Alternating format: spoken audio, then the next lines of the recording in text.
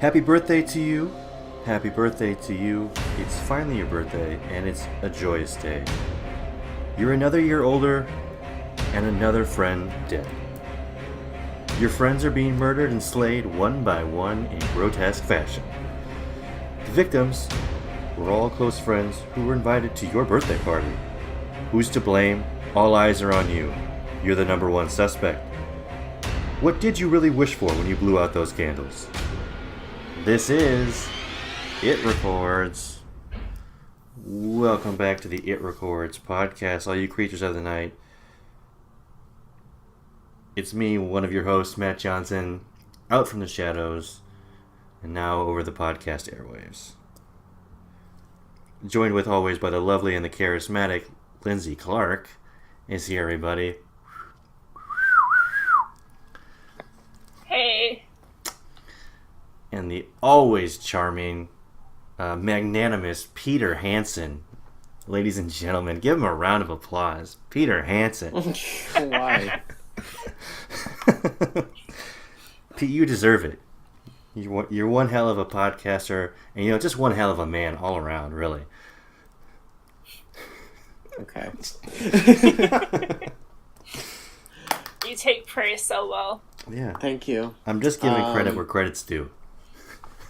Believe it or not, I do have a creepy headline. Get out of Would you like to town. hear it? You know? Yeah. Let's see if I can fit that into the schedule here. Looks like creepy headline. Yeah, we can do it. I know. I don't know. It's been so long. I don't know when it usually fits into the formula. I think it's whenever we feel like it. Yeah. Usually. So I this think so. little short story is called Birthday Surprise. This little short story is called Birthday Surprise. It's by Manga Reader 90. So it could be a fake person, but they wrote this story on this weird website called Wattpad, which I've never heard of. But I'll go ahead and read it right now. The night before my 19th birthday, my sister and I were at home in our large house. Her husband was away on a business trip, and the nephews were at their father's house. It had been a quiet night. My sisters were reading in her room, and I was texting my friends, a little excited for my upcoming birthday. At 11:55 p.m., my phone rang. It was my boyfriend, calling to be the first to wish me a happy birthday. We started to talk about our days, and he was in the middle of a sentence when the call dropped. I pulled the phone away from my ear and saw that it was midnight. There was still no service when I tried to call him back, so I went downstairs to use the landline. I dialed his number, and the call went through right away. Hey baby, sorry my phone cut out. Are you having fun? I almost dropped the phone in terror. It wasn't my boyfriend's sweet voice. It was a deep demonic rumble on the other end. Who is this? I asked shakingly. You know who this is. I slammed the phone back on the wall and sprinted to my sister's room. So terrified that I jumped into the bed beside her. When she asked me about what happened, I babbled my explanation to my relief. She didn't laugh in my face. Instead, she rubbed her bare arms and shivered. I've had a weird feeling since about midnight, she said in a quiet voice. I nodded. Since the call dropped, I've been feeling tingly, unsettled. We flipped on the TV for background noise and watched for a while. The bathroom light flickered on and off by itself. I was too sleepy to move and too scared to go to my own room. So I drifted in and out for an uneasy sleep for a while. About an hour later, the feeling disappeared. I could breathe more easily and felt relieved with no explanation.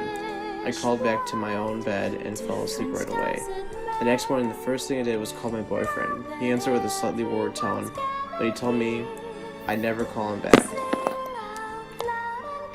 When my sister got the phone bill, there was no record of me sending a call out to his number. I still don't know who I spoke to that night. That is the end. That's weird. It is weird. It's a creepy... So, I want to investigate that. So she's on the phone, and a demonic voice, a demonic rumbling, says you know who this is, and then you kind of just leave it. Freaked out, but leave it at that. Did you say she was on the phone with the boyfriend, And then she got the demonic rumbling? So she got a call from her boyfriend. The call dropped. Mm-hmm. And she didn't have service, so she used a landline, but she picked up the landline. There was somebody on the line already. Mm-hmm. And she heard, like, demonic mumbling, and that's when they said, "Do you know who this is?" That's creepy. Yikes. That's something from the other side communicating with you, or someone in the house on the landline. Yeah, see, this is something that's Clearly. like, it's very ordinary, but it's creepy. Mm-hmm. And it's like you just made like a joke about it being like such a staple of like a cliche, but it's just like, who knows what happened? Yeah. Yeah. Yeah, I don't know what I would do if that happened to me, you know. No, I wouldn't sleep That's easy. wild. That's for sure. Yeah. I'd want to figure out what the hell that was. I would assume that the boyfriend was just playing a joke on her. That's what I would assume right away. Mm-hmm. Maybe. You know what I mean? Like, it's just like... It's the most logical thing to assume. I mean, I guess. She was on the landline with him originally. She didn't have a... This was No, she was on her cell phone originally.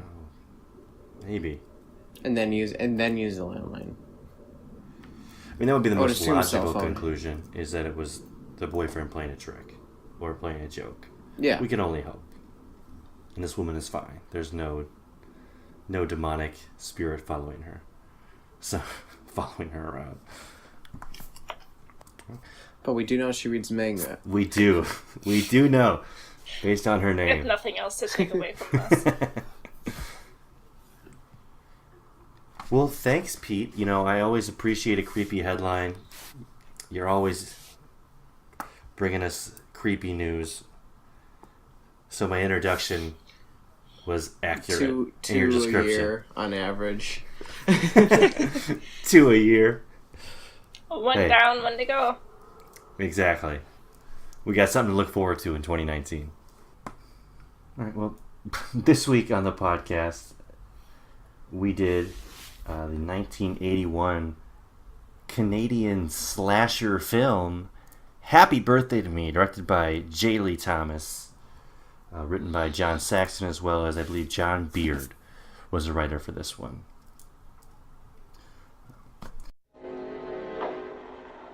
Someone's having a party for the top 10, the senior class snobs. Before they get to celebrate, 6 of them will die in the most bizarre ways you'll ever see. Virginia, don't go away. Come over here, Virginia. It is up to you to determine whether you wish to subject yourself to fear, terror, and shock. Because of the bizarre nature of this birthday party, pray you're not invited.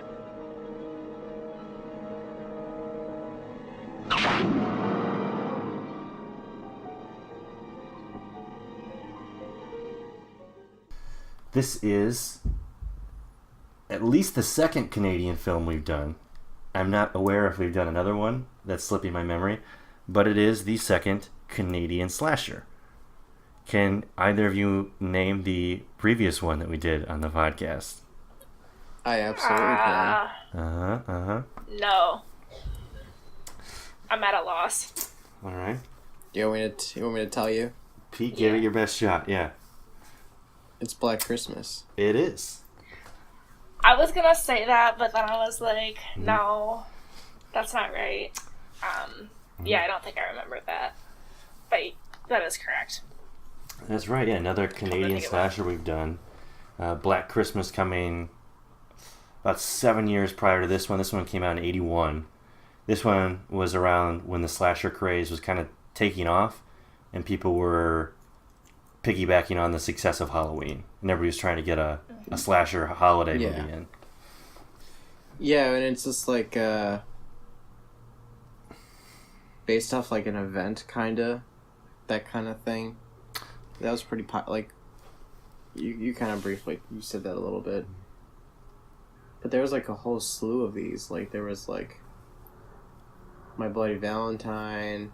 There's like Graduation Day. There's like New Year's Evil, Christmas Evil. Kind of like just like weird. There's even more. April Fool's Day. Even Friday the 13th is... Yeah, Friday the 13th, you could say. Prom night. Yeah. Yeah, there's another one. And they were all coming out around... Well, 77 was Halloween.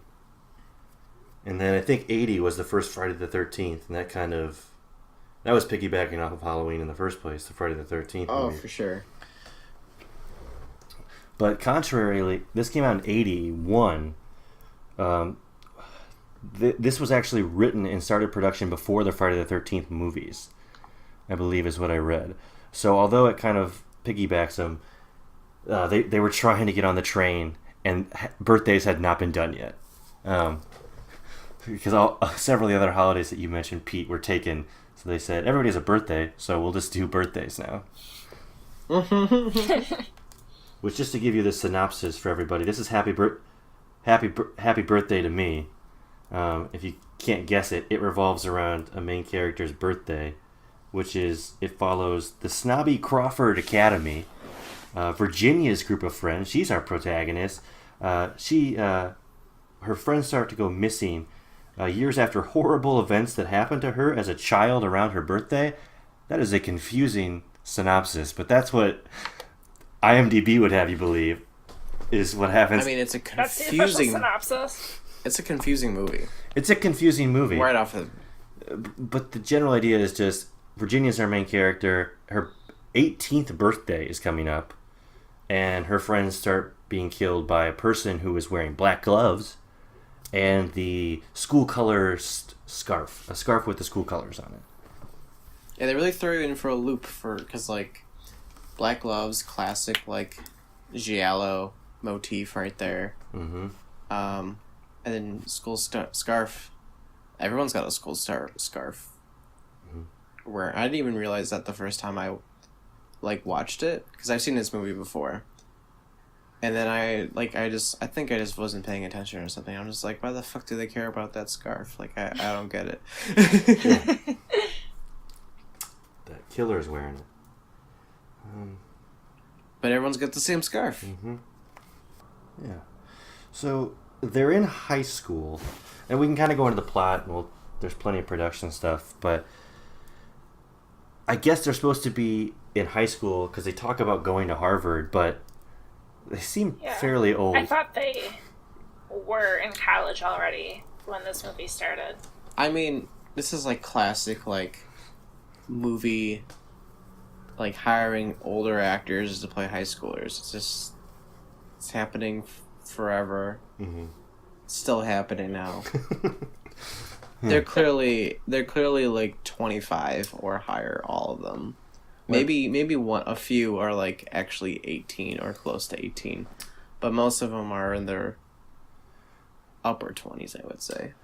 I believe Melissa Sue Anderson, who's Virginia, our lead actress, known for Little House on the Prairie, her main role. I think she was like almost like 29 when this movie was out, and she's supposed to be turning 18 in this film. Wow, I wouldn't have guessed that old. Which is why... And also, just for reference, she's supposed to be turning 18. Her birthday cake only had 10 candles, I think. So, I was also thrown off by that. Is she 10? Is she in high school? I don't know. 10 years since the accident. Is that it? I don't know. Is it? Oh, okay. I don't know. I made that up, honestly. Well, you bring up a good point. There is an accident in this film. So, it's not only the anniversary of a birthday, but there was a traumatic accident with our main character where she got into a car accident.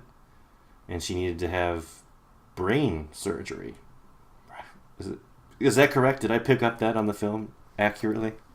I think so. Yeah.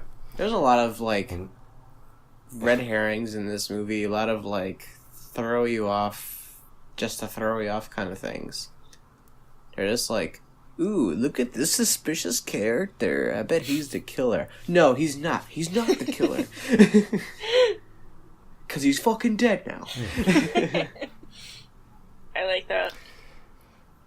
Yeah, and there was a lot of red herrings, and what I was reading in the production is that wasn't really intended so much as they were making the film, they didn't really have an ending. They didn't have it written. They were kind of pushing it to like this final scene where spoilers, this podcast will be full of it. There's the end scene where they're at the friends are around the birthday table and she's coming out singing that very creepy happy birthday song. They kind of had that set up, but not so much the ending of how it was all going to be tied together. Right. I think they were kind of making it I up love as the they ending went along. of this movie because the first time I watched it, I was like, "What the fuck is happening right now?" I was so 100%. confused. I remember. I think I watched this by myself the first time, and I immediately called my friend because he saw this movie, and I was talking to him, and I was like, "What's happening? I don't know what's happening in this movie." And he was just laughing. He's like, "I don't know." He's like, I don't get what's going on either." He's like, "It's just great because it's fucking confusing." And it kind of plays in that they didn't have an ending to it is why it's kind of confusing. But reading the production, J.L. Thomas, we mentioned, is the director, did Cape Fear. So you have a director who knows the genre fairly well. And he Wait, the original one?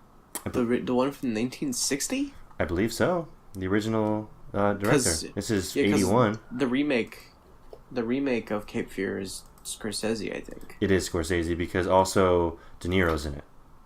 So that makes sense. Yeah. The original Yeah. Cape Fear, and I will double check my facts. Nope, I want the original, please. I don't want Scorsese. 1962 is directed by J. Lee Thomas. Sorry, I kept seeing J.L. J. Lee Thomas, and he did this movie, the 1962 film. Nice. And then the writer of this one of them is John Beard, who I mentioned. He did My Bloody Valentine around this time period. So the writer is familiar with the genre, and then you have this director who has successful experience critically. But I guess I just tried to rush it into production and kind of get it out. Mm-hmm. And so it really kind of didn't feel complete. Which we can kind of talk about the deaths in this movie, which is a part of the slasher genre, is brutal deaths. You have some sexploitation or whatever, but one of the taglines for this movie is, I think, the 6 most bizarre deaths you'll see in film or whatever. Did you guys get that vibe watching the film? And part 2, favorite death scene. Yeah, I actually think they were. Oh no, go ahead. I think they were pretty creative. That's all I was gonna say. But take it away, Peter. I think I really think they're inventive. The one that really got me was the weightlifting one. That's what I was gonna say too. It's just so gruesome, and it's just you kind of see it, and sometimes I feel like it's more comedic, more often than not. I think Matt remembers this one. It's an episode that never aired, but it's Death Spa. Oh, technically Death Spa. Yeah. a very first movie that never made it out to the airwaves. That's about a gym that's supernatural. I don't know. Spa. I don't really remember. Slash spa.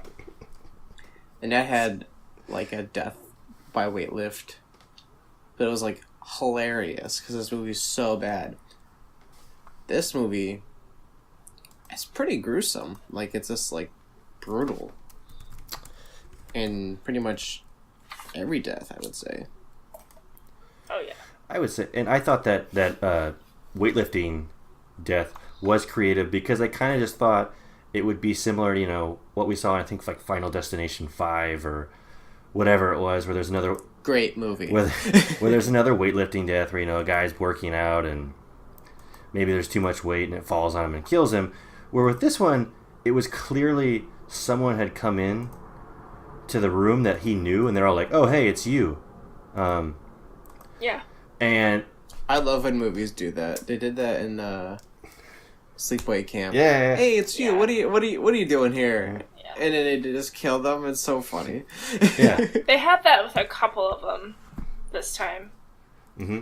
Oh, hey. 2 that I can think of for sure. Mm-hmm. And with the weight one, it was longer than I thought. Like, it was, they like helped them put, it's pretty they long. helped them put on the weights, and I was like, oh, where is this going? And then when he lifted it off, he slowly pulled back the rack, and then dropped the weight on him, so they would drop the bar. Yeah. Uh-huh. Yeah, that was intense. The movie's also longer than you would expect. It's a little long. That's true. It's almost 2 hours, hour and 50 minutes, I think. I would say it mostly works out for its benefit because they're just like, oh, we're just going to throw in more shit in here to confuse you. And I feel like that, honestly, to me, is like the draw of the movie because it's like a whodunit kind of thing. And then you're just trying to figure out who did it the whole time. And they're just like, we're fucking confusing you because we don't know who did it because we just made it up at the very end. Yeah, who done it? I think, and this does have a cult following. It wasn't a huge success, but it made like 10.6 mil, I think. I don't know what the budget was, but the movie follows like the top 10 is what they call them at this school, which is something that was important. They're like the elites, or I would say the popular kids. And I think if they're like the top 10 because they're the rich kids as well, is not because they're popular, but they're also kind of wealthy. And Yeah. Virginia's mom, our protagonist, was also kind of part of that at the high school. And what I kind of thought was going to come down to this was someone is going to take out the rich kids. These are the top 10, and they're going to be off one by one. And it kind of is that, but not so much, where we don't get an outside perspective really of the top 10, like the nerds or the people who aren't as rich. Like, oh, there's the top 10, and they're kind of a suspect. You really just think it's someone within the group because we only get that vantage point. Yeah. So is the kid Alfred, right? Is he in the group or is he not in the group? I thought they kind of played off like he isn't, but I think he is because he meets him at the bar and is like, right. They're like, oh, Alfred, what are you doing here? But he's always with them, like all the time. So I feel like he is part of the top 10. It was He's a just little like ambiguous. the friend that everyone likes to make fun of, I guess. Yeah. He's the lightning rod. Alright, I'll buy that. Which I think There's a that's lot what of threw me off creepos about their in this age as movie, well, too. is that they're in a pub. Creepos? Exactly. Yeah, creepos. Mm-hmm. Mm-hmm. Like, there's some weird scenes with... Name one. Name one weird scene in this movie. All of them. With the conversation... Who's the main actress's... What's her character's name again? Virginia. Virginia. Virginia, that's right. Like, the conversation she, like, had with her dad and the doctor, it's just like, why are they so weird? Weird vibes for sure. Mm-hmm. Picked up on those, like, right away. Yeah. With both of them as well. Are you talking about Dr. Faraday, Yeah, or otherwise known as Superman's father? That's the one. He was Jor-El. Mm-hmm. Glenn I Ford. didn't know that. But I get No, wait, no. Wait, what? Glenn. Wasn't Jor-El played by Marlon Brando? I don't believe so. Superman's father, I believe, is Glenn Ford, which is the Dr. Faraday. I read something. This is another like, Jack Nicholson Little Shop of Horrors moment we're having here. But sorry, Lindsay, what were you saying? Nah. I read something like Glenn Ford was, like, mad about being cast in the movie. Like, he was, like, very unpleasant on set or whatever, and it's like, dude, I'm pretty sure, like, you didn't have to do this, you know? So, I don't know. I think he was just, like, not really gelling with the whole horror genre. Mm-hmm. But it's just confusing, because it's like, nobody, like, held a gun to your head, I'm pretty sure. Yeah, I mean, he's probably. If you think, I thought he was in Superman, which is like late 70s. He's probably pretty prominent. He can do whatever movie he wants, and like you don't have to be in this You like would think. slasher movie. But maybe he thought it'd be big because like it was Halloween had just happened, and like that was a huge That's success, and they were thinking that maybe this movie could be something similar, and he joined. Hey Matt, we're both Yeah. right. So Marlon Brando played Jor-El, Uh-huh. Superman's biological father, and Glenn Ford played Kent. Pa Kent, Yeah. aka Jonathan Kent, his Earth father. So we were both correct. Okay. Thinking of different fathers for Superman. But we can get back. You guys mentioned Glenn Ford, who is the doctor, which is a prominent character in the film because she had like brain surgery and she's recovering from the accident. So she's having like flashbacks. And she's like, recovering these repressed memories that she's obviously lost. So he's kind of there, I guess, to help her try to remember and get over this trauma of the accident. So things are coming back like piece by piece for her. He thinks that possibly her friends aren't the best for her right now if they're making things worse, because clearly the accident happened as her and her mother were driving back to their house because those friends did not come to her birthday party when she was much younger. So Yeah, this was 4 years before that, I guess, at the same school. was it just 4 years? Wow. Yeah, it was not even that long. Can you guys... I want to talk about the twist ending / 5 twist endings. Yes, Okay, so we can get into spoilers now? please, yeah. Because in sequence what happened, it is so crazy that I want to hear someone's step-by-step analysis of yeah, this is what happened. Yeah. Because I don't know. Of what actually happened in the film? So, like, let's say you're watching it live. You're like, I'm on my couch. okay, I'm in front of the TV. this person's the killer. Okay, no, this person's the killer. Okay, no, this person's still alive. No, they're dead.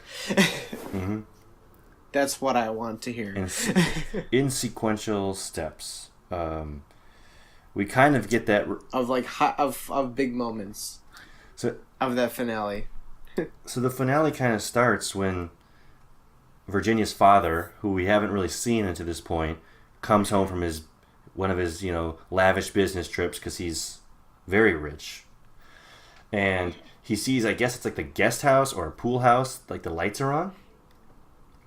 He's looking for Virginia, and he goes there, and what we see is all of the friends who have been murdered by someone positioned around the table, and then we hear creepily Virginia come out with a birthday cake singing "Happy Birthday to Me," the title. They said the title in this film. And then she proceeds to kill her father. But then we realize that the actual Virginia was at the table. And she lifts her head up and is looking at herself. But that... And refers to her as sister. Yeah.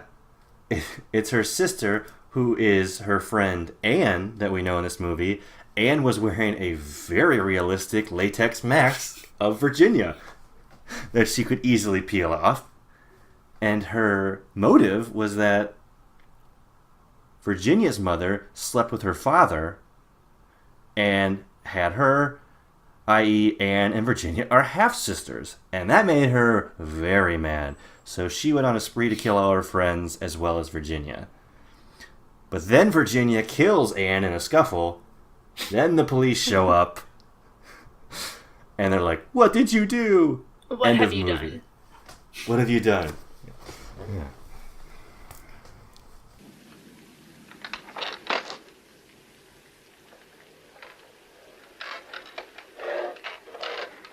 God, still.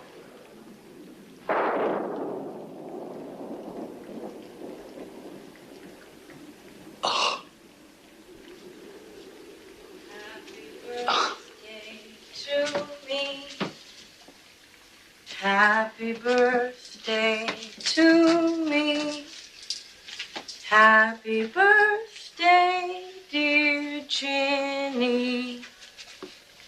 Happy birthday to me. I'm so proud of this movie for that. Like, I love that. I was like, okay, you know, it was a little bit of a twist that we start thinking that it's, you know, our main girl. And then at the very end, I was like, you know, I was really, like, it was just good to see, I guess not good to see, but more interesting to see this movie straying from the, like, normal slasher formula a little bit by having a teenage girl be the killer. They're usually the ones getting offed, so I think it was a nice way to flip the script a little bit. Yeah, it did, and I agree. And it also, there's usually that final girl element, which I guess there was, but it kind of leaves you questioning, you know, did she really survive? Or like, because it kind of makes you think that she's the killer the whole time, and then somebody dressed up like her was the killer. So it kind of leaves you confused in that sense. Yeah. Yeah, it's confusing. It's, yes, it is confusing. And it's just great because you're just like, this movie's fucking entertaining, and especially when you're just like, and then that reveal is just like, wait, what's happening? Because there's just like fucking turns at every corner. Yeah. Then. Yeah, that was wild. But that was a good synopsis, Matt. Yeah. I don't think I could have done that. Me either. Well, thanks. I appreciate it. Step-by-step analysis. It was pretty solid. I was like, okay, I understand it more now, I think. I get the movie. But now that we've talked about the ending, oh shoot, that was the realistic ending, or the real ending to the movie. As we mentioned, they didn't really have an ending in mind as they were filming it. One such ending that was revealed, and I'd like to hear you guys' thoughts on it, was that Virginia was the actual killer. It wasn't Anne. And what happened was, we know that Virginia had this brain surgery, and the brain surgery was she had partial brain tissue from her mother in the accident to help her survive. The mother passed, but they used brain tissue from her mother, and then her mother's brain tissues possessed Virginia to off these kids as revenge against them for missing her daughter's party. So it was Virginia's actual body, but it was her mother possessing her brain from the surgery. Wrap your head around that one. I want to say, like, oh, that's not realistic, but, like, what in this movie, like, honestly is. So, it's not, like, the worst twist I've ever heard of, but I think the one they went with was better. Mm-hmm. So, I think that was, overall, a good call. Okay. Yeah, it keeps it more... Funny thing is that the ending they chose with keeps it more grounded. This keeps it grounded. I mean, the fact that, well, brain surgery for one point, I'm pretty sure they... I mean, I guess they can do it. I don't know how that really works, to be honest. I'm not a surgeon. But I don't think you could take brain matter from another person and give it to another person. I don't think that's a thing. Probably not. Oh, fine. You and your science, Pete. But I'm pretty sure you can do that. I'm not sure either, to be perfectly honest. I don't know. I'm no We doctor. were all, like, comm majors. We don't know anything about that stuff. None of us are brain surgeons here. Yeah. Okay. I agree I with just want to know your analysis for sure. I think I like this ending, but if it would have had, you know, and I agree, it would have been it's more grounded this way. But I think if you do like the brain or like the brain tissue or her mother possessing Virginia, it follows more the path of the slashers of like Friday the 13th, Nightmare on Elm Streets, Halloween, where it's like more supernatural, and the character seems more immortal when they have those kind of supernatural abilities. So it would fall more in line with those. But this stays more in line with like Black Christmas, which is another Canadian slasher we mentioned, where it's more grounded in who the killer is. And it's more giallo, as you mentioned, Pete. It's got those elements to it. Especially with the whodunit thing. That's like what giallo is all about. It's just throwing like red herrings at you all day. Yeah. I think if we don't have anything, you guys have anything else more to add, we can go into Defend or Destroy of Happy Birthday to Me. This movie was my pick, and I don't know if you guys remember those VH1 like greatest countdowns from like 2005. But I like saw Melissa Sue Anderson like it was like VH1's 100 Greatest Teen Stars, and I like would watch it every single time it was on. Mm-hmm. And Melissa Sue Anderson, I think, was one of them. And so they mentioned like this movie that she was in, Happy Birthday to Me, and I was like, I like never forgot about it. So now, here we are. Finally, I've watched it. So that being said, I defend this movie kind of. Like I think it's a good bad movie. I mean, I was genuinely entertained. It might be a little bit slow in some parts, but I think it works for the most part. Overall, I was not seeing, you know, as Pete said, like the 5 twists coming at all. And I think it's bloody and it's gory, but it's not too much. So, I mean, call it a guilty pleasure if you will, but I'm into it, and I'll give it a defend. All right. Nice. That's good. I'll follow that up with my Defend or Destroy will begin with, I used to watch those VH1 things as well. I used to watch like, you know, yes. greatest, you know, songs of the 90s as well was one of them, you know. Of course. Yeah. Or you say worst as well? I said of course. Oh, yeah. And they would do all the decades, and they even did like, you know, I love the 90s, I love the 80s, all those things. So I watched those. Yes, you're speaking to my heart. Best week ever. Remember that one? one? Yes. Yeah. Mm-hmm. I remember all of those. So I'm familiar, and I agree with a lot of things Lindsay said, especially, what was it you said, like a good B movie or something like that? A good bad movie. A good bad movie, yeah. That's a good way of putting it. It goes out during that time frame of all the slashers trying to, you know, pile on top of each other with an anniversary. Halloween, it is confusing, but I did find myself enjoying watching it, especially some of those the death scenes, like the shish kebab scene, which you didn't really mention. That was really startling because of who did it, and we kind of saw the person's face who did the killing, and that was a jarring scene. But yeah, I'll defend Happy Birthday to Me. Because I would recommend to watch it. It's a fun movie. Because this one, you know, they have decent money. They were able to do like the car accident. They had a lot of like prosthetics and like good gore. Like, you know, they put some money into this movie. Mm-hmm.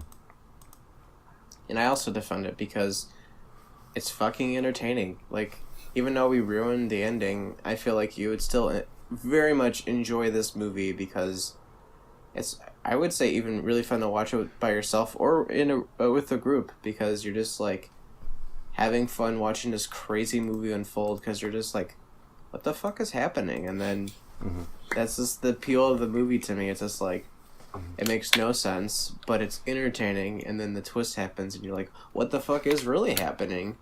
And then you're like, that twist was insane.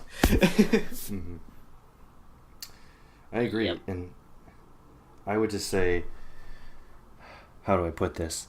It is like a good bad movie. It's cult following. People don't give it like the critical reception, but it is entertaining with friends to like watch it. And especially that end scene is really framed really well. It's like kind of eerie. Everybody at the table like that, And there's a difference between like Most Likely to Die, which Pete, you and I did earlier, which is like a slasher B movie, and this one. I feel like this one is more entertaining. It has a bigger budget, better production value, and maybe that's because you have like John Lee Thomas behind it, who did like Cape Fear, so there's some value to it, even though it's kind of confusing. I think with that, it's a unanimous defend of a Happy Birthday to Me, 1981 Canadian slasher. So get at us on Facebook, Twitter, our website. Let us know what you're thinking. If you have any ideas for full-length episodes, mini episodes, we'll try to get blogs out to you as soon as possible.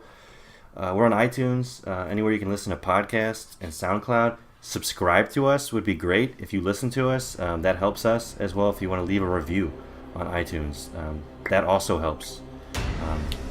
Just if you even if you think it's bad, leave a review, because then we'll know, and that's great. But until next time, I'm Matt Johnson. Yeah, give us 10 out of 5. Yeah, give us a 10 out of 5. That's fair. But until next time, I'll be waiting for those subscriptions, and I will be in the shadows. I got nothing really. 'Cause the best I had was that whatever the hell I did at the beginning of the episode, whatever it's called. Creepy headline. That's Creepy fair. headline. Well, with that said, I'm Lindsay Clark, and pray you're not invited to this party.